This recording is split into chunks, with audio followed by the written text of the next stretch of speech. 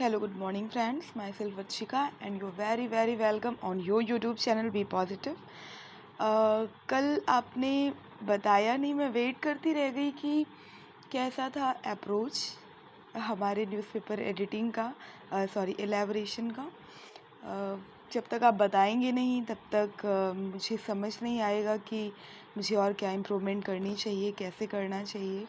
Improvement in the sense कि बहुत लेंदी हो गया, या हम और अच्छे से एलैबोरेट करें, आपको लेंदी होने से कोई प्रॉब्लम नहीं है, या फिर सारी न्यूज़ को बहुत ही शॉर्ट में डिस्कस कर दें। इस तरीके की सजेशंस एक्चुअली हम मांग रहे थे आपसे। तो आज डेट है 27 जुलाई 2022 और आज हम दैनिक जागरण की जो बड़ी बड़ी न्यूज़ेस हैं, नेशनल और इंटरनेशनल एंड स्टेट पर्सपेक्टिव पे भी उसको हम डिस्कस करेंगे। तो वैश्विक मंच पर बड़ी भूमिका को तैयार भारत।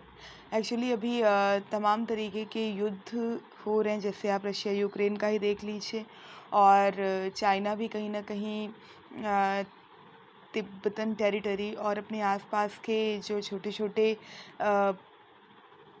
स्वतंत्र होना चाहने वाले देश हैं, उन सब पे भी आक्रमण करने का खतरा बिल्कुल मंडरा रहा है चीन के द्वारा।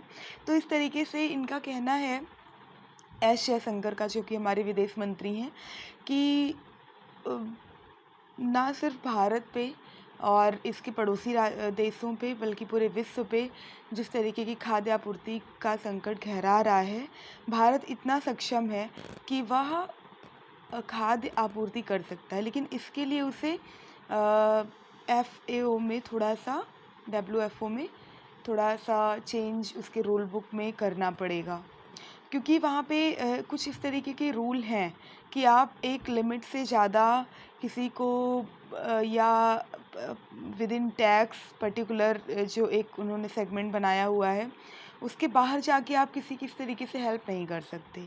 ठीक है, तो वो कह रहे हैं कि मैं रेडी हूँ, मतलब इंडिया रेडी है इस तरीके की हेल्प करने के लिए, लेकिन आपको चेंज करना पड़ेगा।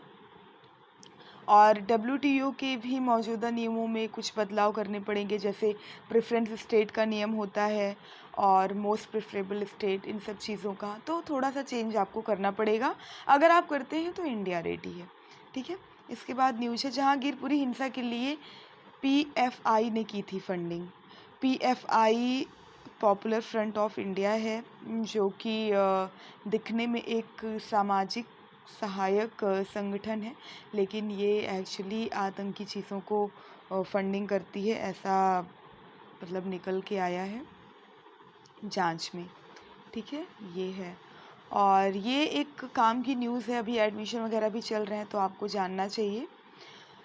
केंद्रीय विद्यालयों में कोटे से दाखिला बंद। ठीक है, यहाँ पे अभी तक क्या था, यहाँ पे देखिए लिखा हुआ है कि अलग अलग तरीके के कोटे होते थे, लाइक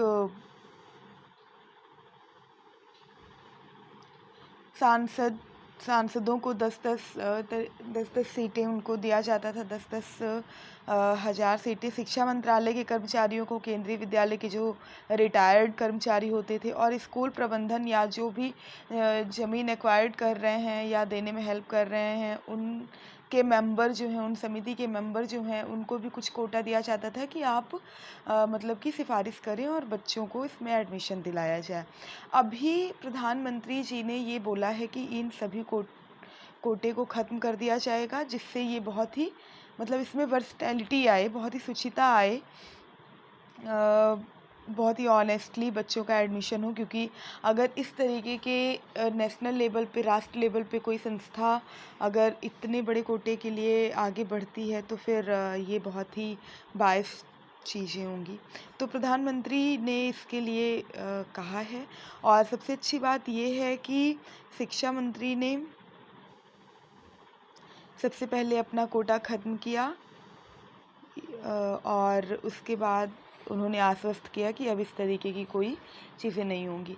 इसमें एक चीज़ और क्लियर कर दूं मैं कि हर तरीके के कोटे ख़त्म होंगे, लेकिन एक तरीके का कोटा जो अभी हम आगे और डिस्कस करेंगे, वहाँ पे जो बच्चे मेडल प्राप्त हैं, स्पोर्ट्स से हैं, ठीक है, और अलग अलग कलाओं से जो मतलब जाने जाते हैं, जिनके जिन क्षेत्रों में उनका अच्छा योगदान रहा है और बहुत अच्छा प्रदर्शन रहा है, उनके कोटों को ये ख़त्म नहीं करेंगे, क्योंकि इनका कहना है कि ऐसे कोटे से अगर बच्चे आते हैं तो वो इसकी प्रॉपर्टी को और इनरिच ही करेंगे। ठीक है, ये चीज़ें थी।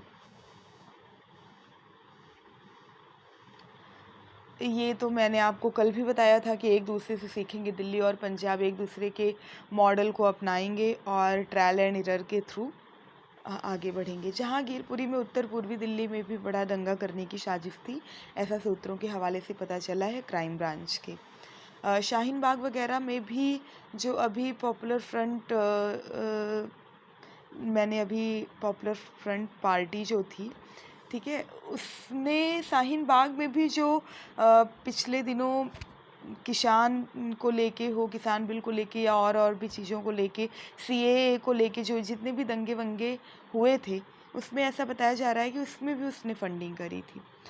दिल्ली में 4 विश्वस्तरीय नगर वन विकसित होंगे, ये एक बहुत अच्छी न्यूज़ है जो बहुत ही फ्रेंडली होंगे, और इसमें ये टैग दिया गया है कि प्रकृति के पास परिवार के साथ, यही थीम दी गई है। बहुत ही नेचुरल तरीके से उसे डेवलप किया जाएगा, ये वो एरिया है। दक्षिणी पश्चिमी दिल्ली का मित्राऊ नगर वन, उत्तरी दिल्ली का अलीपुर नगर वन, पूर्वी दिल्ली का गढ़ी मांडू नगर वन और दक्षिणी दिल्ली का जौनापुर नगर वन।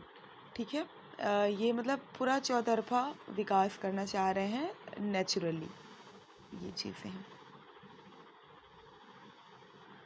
और प्रगति मैदान में कई देशों की भागीदारी वाला आहार मेला शुरू। अगर ये आपके एक्सेस में है तो guys you should must visit there. बहुत अच्छा फेयर होता है और यहाँ पे आपको ना सिर्फ अलग अलग टेस्ट बल्कि अलग अलग कंट्रीज़ के जो स्पेसिफिक फूड होते हैं उनके बारे में भी हमें पता चलता है, वो किस तरीके से न्यूट्रिशन रिच होते हैं और उनका हमारी बॉडी पे क्या इफेक्ट पड़ता है, हम उन्हें कैसे प्रिजर्व कर सकते हैं। Many and lots of thing you would know when you will visit there. तो आप बिल्कुल जाइएगा।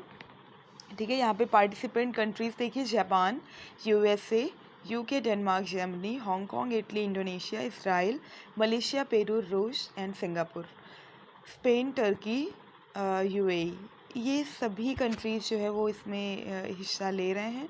30 अप्रैल तक ये चलेगा और 300 रुपये इसका टिकट है। आप जाइए।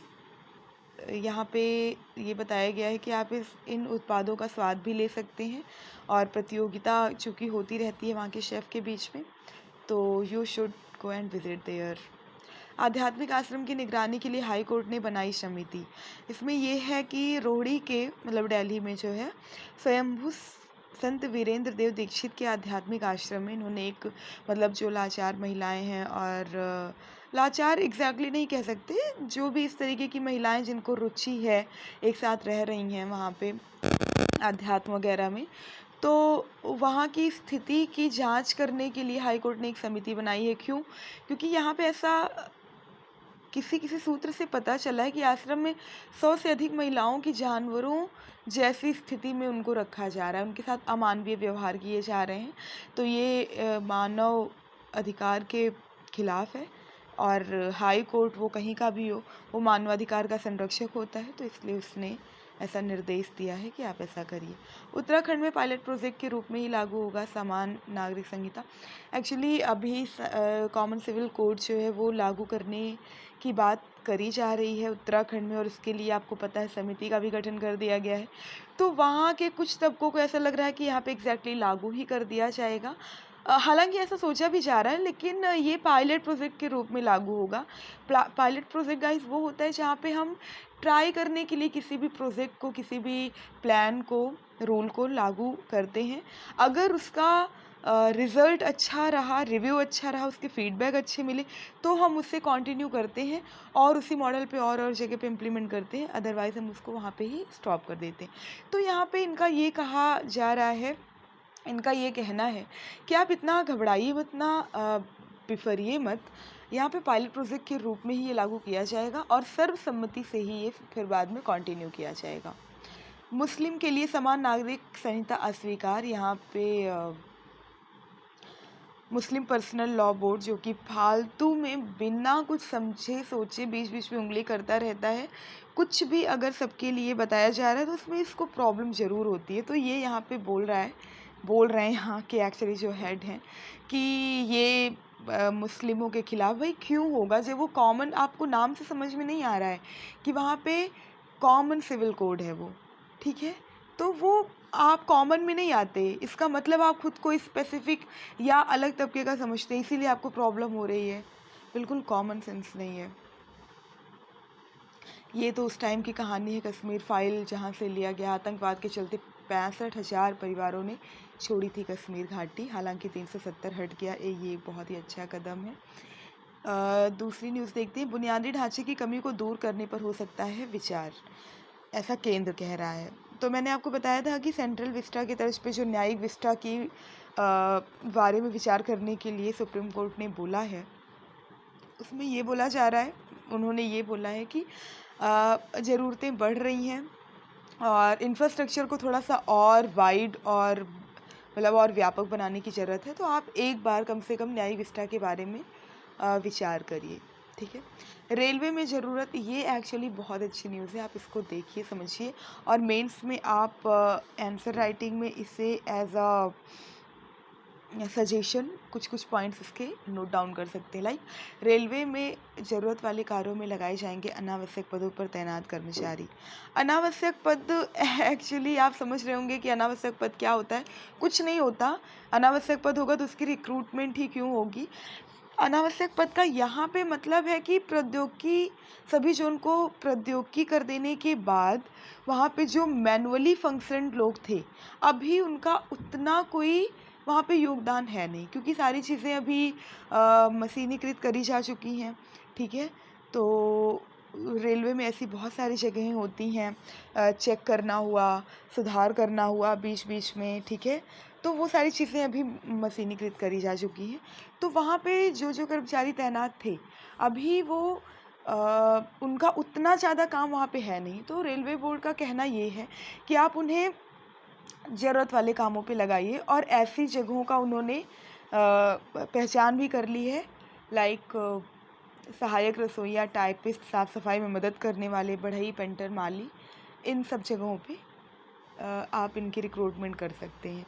ऐसा इसलिए इन्होंने बोला कि बोर्ड ने कहा कि कुल व्यय का 67% कर्मचारियों पे खर्च हो रहा है और ऐसे में अगर वो बेकार हैं, बेकार का मतलब अगर वो काम उतना उनके पास नहीं है, वहाँ पे वो फालतू में तैनात हैं, तो उनके भी ह्यूमन कैपिटल का एक तरीके से अपमान हुआ। और जो रेलवे के द्वारा उन पे उनकी इनकम के लिए जो व्यय किया जा रहा है उसका भी कोई मतलब नहीं निकलेगा। तो अगर वो व्यय करे जा रहे हैं, मतलब इनकम दिया जा रहा है उन्हें, तो वो कुछ अच्छा काम करें, कुछ सार्थक काम करें, ठीक है। डिजिटल प्लेटफार्मों की सुरक्षा के लिए साथ आना होगा। क्वात्रा, अभी अगले विदेश सचिव क्वात्रा नियुक्त किए गए हैं, विनय मोहन क्वात्रा। इसके पहले आई थिंक श्रृंगला जी थे, तो अभी ये हैं और ये बता रहे हैं कि डिजिटल प्लेटफार्मों की सुरक्षा के लिए साथ में आना होगा। बिल्कुल, क्योंकि ये एक्चुअली रायसीना डायलॉग जो अभी चल रहा है पिछले दिनों से, उसमें ये बता रहे हैं कि पूरे एशिया लेवल पे या पूरे वर्ल्ड लेवल पे जब तक सब लोग साथ में सहमति से नहीं आएंगे, तब तक हम डिजिटल इंश्योरेंसी नहीं कर सकते हैं।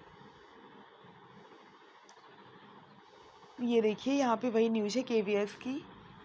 प्रतिभाशाली बच्चों सहित कोविड में अनाथ बच्चों का कोटा बरकरार रहेगा केवीएस में, ठीक है। स्वनिधि योजना के दूसरे चरण में 126 शहर शामिल किए गए। स्वनिधि योजना यहाँ पे इसलिए ये न्यूज़ में है और इसलिए आपको जानना चाहिए कि स्वनिधि योजना अगर आपके एग्ज़ाम में आ जाएगा, बहुत ही छोटा सा प्यारा सा क्वेश्चन होगा, स्वनिधि योजना किससे रिलेटेड है, तो आप कंफ्यूज जाएंगे। यहाँ पे देखिए, ये शहरी क्षेत्रों में रेहड़ी जो है वो पटरी पर लगाने वाले स्ट्रीट वेंडर जो हैं उनके लिए ये योजना है। तो अभी इनमें 126 शहरों को शामिल कर लिया गया है। बताया जा रहा है कि 28 लाख वेंडर और उनके परिवार को शामिल किया जाएगा और इससे उनको बेहतर जीवन मिलेगा और इस तरीके की जो चीज़ें हैं दिखने में भी बहुत अव्यवस्थित लगती हैं वो भी एक व्यवस्था के अंतर्गत हो जाएंगी। दूसरे चरण में ये 14 राज्य और केंद्र शासित प्रदेशों के अतिरिक्त 126 जिलों को शामिल किया है इन्होंने। ये योजना जनवरी 2021 में लॉन्च करी गई थी, जिसमें पहले चरण में 125 शहरों को स्वनिधि योजना से जोड़ा गया था। ठीक है, इसके अंतर्गत आते कौन कौन से लोग हैं? नाई, मोची, पनवाड़ी, धोबी, फल और सब्जी विक्रेता, ready to eat street food की दुकान चलाने वाले कारोबार। ठीक है, ये सब लोग आते हैं यहाँ इसमें। मध्य प्रदेश में मवेशी को सड़क पर खुला छोड़ा तो 1,000 रुपये का जुर्माना। एक्चुअली गाइस यहाँ पे 5,000 रुपये तक का जुर्माना बिल में बोला गया था, लेकिन इसे काट छाट के 1,000 किया गया और इसे अब पास कर दिया गया है। इस बिल का नाम है मध्य प्रदेश नगर पालिका विधि संशोधन अध्यादेश है एक्चुअली ये 2020। ठीक है, इसके तहत ये है कि अगर आपके पशु जो है वो रोड पे इस तरीके टहलते हुए मिले तो आपको जुर्माना देना होगा। इसके पीछे का रीज़न बहुत ही अच्छा है। वो एक तो वो खुद गाड़ी वगैरह से टकरा के उनकी मृत्यु हो रही है और वो जिनसे छोटे गाड़ी, साइकिल और 2 पहिया वालों से अगर टकरा रहे हैं तो उनके भी जान को खतरा है। तो ये एक बहुत ही सराहनीय और अच्छा कदम है और ये एक रोल मॉडल के तरीके मुझे लगता है कि समस्त और ख़ास करके यूपी में तो बिल्कुल अपनाया जाना चाहिए। सभी मंत्री परिवार के सदस्यों सहित करेंगे संपत्ति की घोषणा। ये भी एक बहुत ही सराहनीय कदम है उनकी शुचिता को बरकरार रखने के लिए कि आप फालतू में मनी लॉन्ड्रिंग नहीं कर रहे हैं और फालतू में चल अचल संपत्ति के मालिक नहीं बन रहे हैं आप। तो यूपी के मुख्यमंत्री योगी आदित्यनाथ जी ने ऐसा बोला है कैबिनेट के मंत्रियों के शपथ ग्रहण के टाइम पे कि आप जो है 3 महीने के अंदर अपने परिवार सहित जितने भी आपकी चल अचल संपत्ति है उसकी सार्वजनिक तौर पे घोषणा करेंगे और इसके अंतर्गत IAS अफसरों की भी संपत्ति की ऑनलाइन घोषणा करने का उनका मतलब विवरण देने के लिए उन्होंने बोला हुआ है। मलेरिया के मामलों और मौतों में आई उल्लेखनीय गिरावट। हालांकि इसे पूरी तरीके से इरेडिकेशन का जो है वो 2030 का रखा गया है। 2030 तक मलेरिया मुक्त भारत करने का जो है लक्ष्य रखा गया है, लेकिन इससे पहले ही इसमें बहुत ही अच्छे और रोचक तरीके से कमी आई हुई है। 86.45% की गिरावट आई हुई है इसमें फैलने में बीमारी के और मौत में 79.16% की कमी आई है। तो ये एक बहुत ही अच्छी खबर है।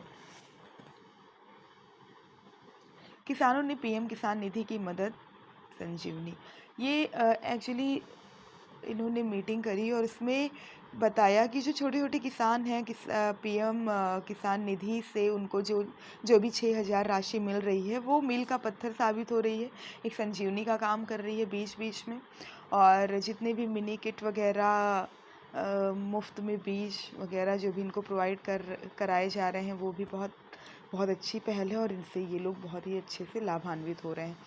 NGO CHRI sorry guys AWW और FCR के लाइसेंस रद्द कर दिए गए हैं। क्यों? क्योंकि ऐसा पता चला है कि ये अवैध फंडिंग करते हैं और मनी लॉन्ड्रिंग करते हैं और जिसके लिए इनको पैसा मतलब कि लाई का चंदा डोनेशन मिलता है फॉरेन से और नेशनल लेवल पे, ये उसका अपने उद्देश्य की पूर्ति के लिए नहीं बल्कि फालतू के कामों के लिए उस पैसे का उस राशि का उपयोग करते हैं।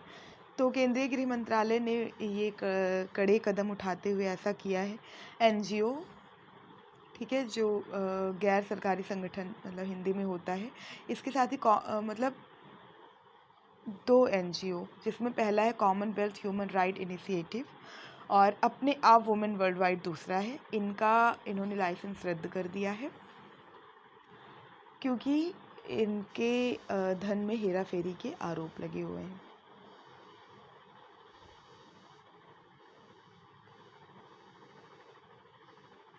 ये सारी चीज़ें तो मैं क्या पढ़ूँ, मुझे नहीं लगता कि आपको भी इतना इंटरेस्ट होगा, और होगा तो आप कहीं ना कहीं देख ही लेते होंगे। आजीवन कैबिनेट मंत्री के दर्जे पर बवाल। एक्चुअली गोवा में एक विधानसभा का चुनाव लड़ रहे हैं प्रताप सिंह राणे। वो 50 साल तक विधायक रह चुके हैं और 87 वर्ष के हैं अभी। तो उनके योगदान के लिए इतने लंबे और अच्छे गोवा ने इन्हें आजीवन कैबिनेट मंत्री का दर्जा दे दिया। इस पे बात चल रही, लेकिन इस पे बवाल भी होना शुरू हो गया कि ये मतलब असंवैधानिक है। इसी मामले में इसका ज्यूरिसडिक्शन जो है वो बॉम्बे हाई कोर्ट के अंतर्गत आता है। तो उसमें याचिका भी डाली गई है कि ये जो है एक असंवैधानिक चीज़ है। ठीक है, ये न्यूज़ है छोटी सी, मतलब इसलिए कि आप जानते रहिए कि असंवैधानिक चीज़ें क्या होती हैं और किन किन चीज़ों को लेके हम क्लेम कर सकते हैं, और गोवा का ज्यूरिसडिक्शन क्या है। जैसा कि बताया गया है कि एक हाई कोर्ट एक या एक से अधिक राज्यों का ज्यूरिसडिक्शन संभाल सकता है। तो गोवा का ज्यूरिसडिक्शन बॉम्बे हाई कोर्ट संभालता है। एकजुट भारतीयों के लिए कोई लक्ष्य असंभव नहीं, ये बहुत अच्छी और बहुत पॉजिटिव बात कही है प्रधानमंत्री जी ने। यहाँ पे एक्चुअली श्री नारायण गुरु के योगदान की प्रशंसा करते हुए उनकी जयंती पे उन्होंने ऐसा बोला है कि अगर हम जो है एक जाति, एक धर्म और एक ईश्वर की सीख और संदेश का पालन करते हैं और उसे आगे बढ़ाते हैं, तो आत्मनिर्भर भारत बनने के लिए और कोई भी लक्ष्य प्राप्त करने के लिए कुछ भी असंभव नहीं है। बस इतनी सी बात इसमें है, बहुत ही पॉजिटिव इम्पैक्ट वाली, इसलिए मुझे लगा आपको बताना चाहिए।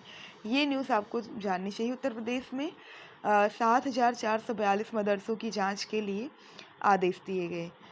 तो यहाँ पे बात ये है कि मदरसे चल रहे हैं और उसमें मानवाधिकारों को ध्यान में रखते हुए कि सिर्फ पारंपरिक ज्ञान यानी कि आप कुरान जैसी चीज़ों को ही वहाँ पे मत बताइए, इसके साथ आधुनिक जानकारियाँ भी उन्हें दीजिए, और क्या उनकी शिक्षा पूरी तरीके से वहाँ पे कराई जा रही है और कहीं उन्हें गलत जानकारी, गलत ज्ञान तो नहीं दिया जा रहा है। गलत जानकारी, गलत ज्ञान का मतलब है कि भड़काऊ चीज़ें तो उन्हें नहीं बताई जा रही हैं मुस्लिम बच्चों के साथ, क्योंकि उन्हें तो नहीं पता है कि ये धर्म समाज और आतंकवाद ये सब क्या होता है। अभी उन्हें उनके दिमाग में जो डाला जाएगा वही वो आगे चल के समाज को वापस करेंगे। तो यही है, ये बहुत अच्छा कदम है कि यहाँ पे इन्होंने क्रॉस चेक करने के लिए बोला है कि क्या उन्हें आधुनिक योजनाओं के तहत गुणवत्तापूर्वक शिक्षा मिल रही है, उनको अनुदान वगैरह मिल रहा है। इसके अलावा इन्हें विज्ञान, गणित, अंग्रेजी इन सब चीज़ों की भी जानकारी दी जा रही है पारंपरिक ज्ञान के अलावा या नहीं। इसलिए कोलकाता में लू से 12वीं की छात्रा की मौत। गाइस प्लीज़, एग्ज़ाम चल रहे हैं और मौसम बहुत ज़्यादा अजीब व गरीब हो गया है, तो आप प्लीज़ पानी की बॉटल, ग्लूकोज़ वगैरह ये सब अपने साथ में रखिए, स्कार्फ बांध के रखिए।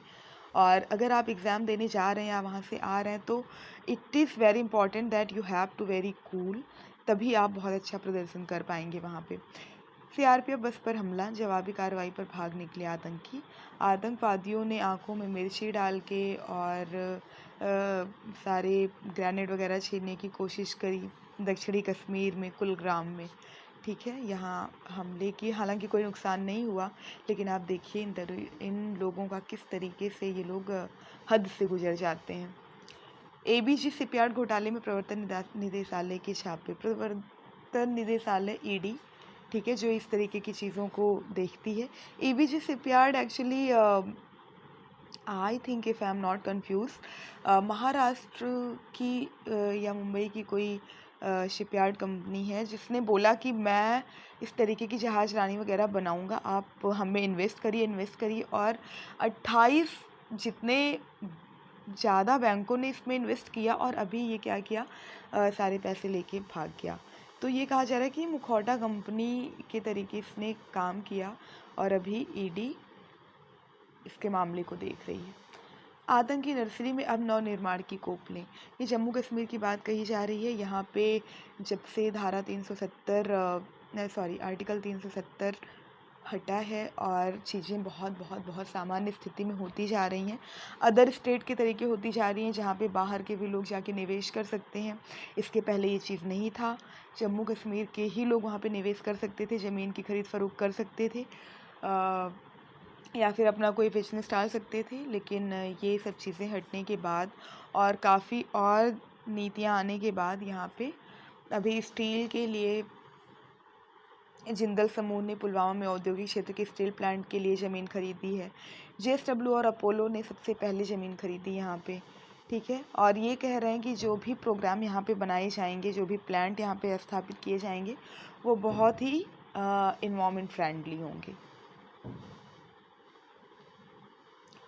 परियोजनाएं जो बदल देंगी भारत की तस्वीर, इसमें थोड़ा सा बताया गया है। 2050 तक भारत बन सकता है दुनिया का तीसरा सबसे बड़ा निर्माण बाजार।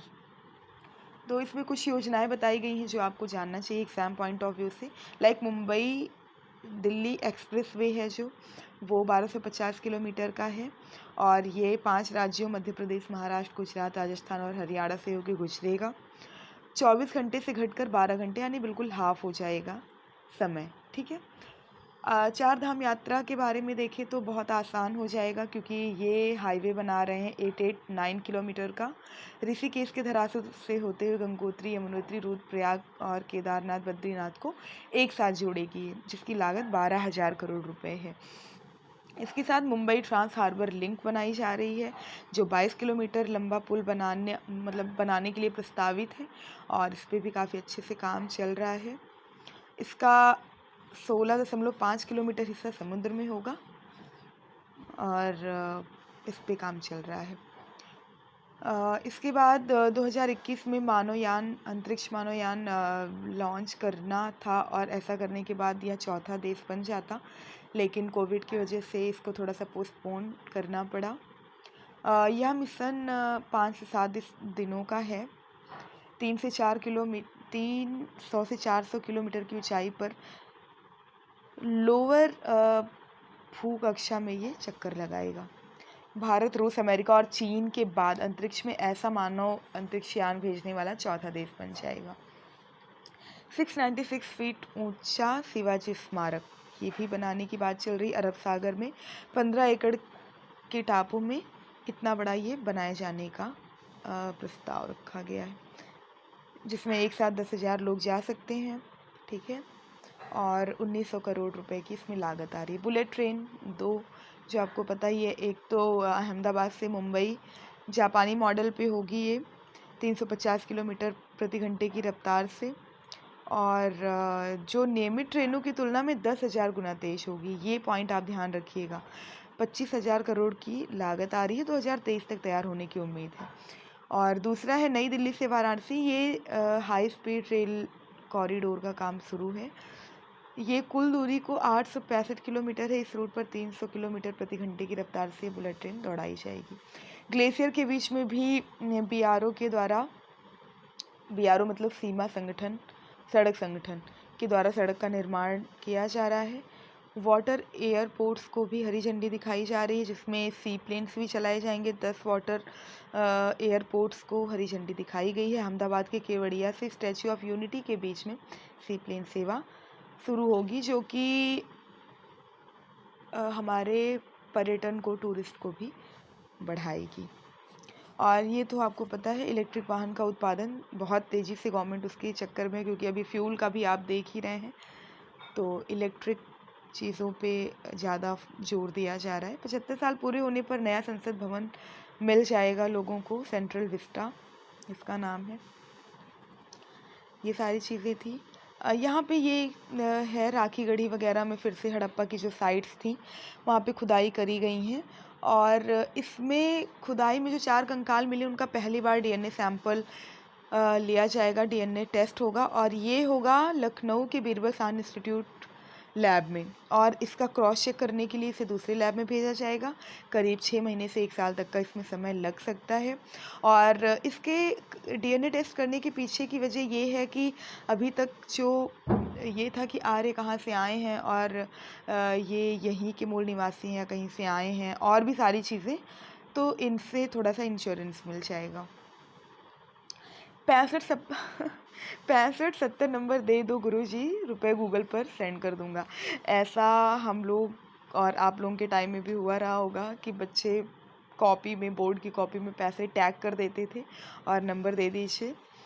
माता पिता को मुझसे बहुत उम्मीदें हैं। कोविड के कारण ठीक से पढ़ाई नहीं हो पाई है, कोचिंग भी नहीं कर सका, इसलिए मेरे पास मतलब आप कॉपी चेक कर दीजिए, नंबर दे दीजिए। यहाँ पे एक लड़की है, कह रही है कि मुझे इंग्लिश में पास कर दीजिए, मुझे एक लड़का पसंद आ गया है और अगर मैं फ़ेल हो गई तो वो हाथ से निकल जाएगा। बाकी बाकी बाकी देख लीजिए। बहुत हंसी भी आ रही है लेकिन बुरा भी लग रहा है कि इतना बुरा भविष्य भारत के एजुकेशन का, बहुत बुरा लग रहा है सोच के, देख के भी। ये सारी चीज़ें हैं जो मैं स्क्रॉल करती जा रही हूँ। ये 2 शब्द में बताना संभव नहीं है, आप जाके वहाँ पे अच्छे से पढ़ लीजिएगा न्यूज़पेपर को और वो आपको लिंक में मिल जाएगा। स्वास्थ्य के क्षेत्र में नई पहल, ये थोड़ा सा जानिए। सांसद मोबाइल स्वास्थ्य सेवा, यानी कि ये जो एम्बुलेंस के ही तरीके है, ये इधर उधर मोबिलाइज करती रहेगी, जो दुर्गम स्थानों पे भी जाके लोगों को नया जीवन दे सकती है। विकास की गाथा का हिस्सा बने निवेशक, ये हमारी वित्त मंत्री जी कह रही हैं कि निवेशक जो है वो आधुनिक भारत में और उसकी इकोनॉमी में बढ़ चढ़ के हिस्सा लें, और ताकि फ्यूचर में जब इंडिया की इकोनॉमी की बात करी जाए, उसके डेवलपमेंट की बात करी जाए, तो आप लोगों का भी नाम आए, निवेशकों का भी नाम आए इसके विकास गाथा में। ठीक है, ये है। नहीं पता ट्विटर किस दिशा में जाएगी, पराग कह रहे हैं, जो कि इसके सीईओ थे। अभी एलॉन मस्क ने इसे ख़रीद लिया है, तो इसी पे ये थोड़ी सी चिंता जाहिर करते हुए, ट्विटर को ख़रीद लिया है तो इसी पे ये थोड़ी सी चिंता जाहिर करते हुए बता रहे हैं। कोयला आयात को शुल्क मुक्त करे सरकार, एसोचैम ऐसा कह रही है कि बिजली की कटौती इतनी ज़्यादा हो रही है क्योंकि उसकी आपूर्ति नहीं हो पा रही है, क्योंकि बिजली का निर्माण नहीं हो पा रहा है, कोयला की आपूर्ति नहीं हो पा रही इस वजह से। तो ये कह रहे हैं कि कोयला के आयात को आप शुल्क मुक्त करिए, ज़्यादा से ज़्यादा शुल्क मुक्त करने पे वो आयात करा जाएगा और फिर इस तरीके की कटौती को इरेडिकेट किया जा सकता है। डर और भ्रम के चलते सतर्कता डोज लेने से बच रहे लोग। ये तो एक भ्रम है जो फैला हुआ है। आप यकीन रखिए ऐसी कोई चीज़ें नहीं होंगी जो आपके हेल्थ से खिलवाड़ करें। आप प्लीज़ जो भी गाइडलाइंस उन्हें फॉलो करिए और गवर्नमेंट का सपोर्ट करिए, खुद जाके टीका लगवा के, ना कि ये करिए कि आप उनके काम में रोड़ा अटकाइए। परमाणु युद्ध की चेतावनी, संग रूस ने रोकी पोलैंड की गैस आपूर्ति। तो ये तो हेडिंग से ही काफ़ी है, मैं क्या इसको इलैबोरेट करूं। यूक्रेन को घातक हथियार देगा अमेरिका और सहयोगी देश। आप देखिए ये लोग क्या कर रहे हैं, यूक्रेन को भड़का रहे हैं। अगर ये लोग रियल में चाहते कि युद्ध रुक जाए तो ये लोग समझौते की तरफ हाथ बढ़ाते, ना कि उन्हें और भी घातक हथियार देते। श्रीलंका में पीएम दफ्तर के बाहर डटे प्रदर्शनकारी। आप जान रहे हैं कि बहुत सारे लोन ले लेके श्रीलंका ने, और अभी क्या किया है, लोन लिया चाइना से और खूब मुफ्त में चीज़ें बांटी। और मुफ्त में आप चीज़ें बांटेंगे तो इकोनॉमी आपकी सर्कुलेट कैसे होगी, फिर आपके पास पैसा कहाँ से आएगा कि आप देश को, राज्य को चला सकें। तो यही कंडीशन यहाँ पे अभी इतनी बदतर रूप ले लिया है इसने। ये कह रहे हैं, मतलब वहाँ का सुप्रीम कोर्ट कह रहा है यूएसए का कि डोनाल्ड ट्रंप को, कि अगर आप जांच में सहयोग नहीं करेंगे तो आपको $10,000 जो है वो जुर्माना हमेशा पे करना पड़ेगा हर महीने की बेसिस पे।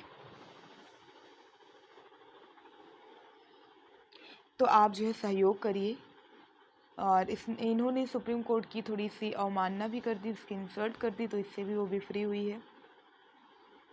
ये एक थोड़ी सी प्राउड फील कराने वाली न्यूज़ है। अमेरिका के सहायक वाणिज्य मंत्री के रूप में भारतवंशी अरुण वेंकट रमन ने शपथ ली है। उत्तर कोरिया की परमाणु क्षमता को बढ़ाएंगे किम, इनका तो अलग ही अपनी ढपली अपना राग है। बाकी ये सारी चीज़ें हैं जो आप जाके बाद में देख लीजिएगा गाइस। ये था ऑलरेडी बहुत लंबा हो चुका है, मैं और क्या बताऊं। बहुत काम की चीज़ें बताने के बाद भी इतना लंबा टाइम हो गया।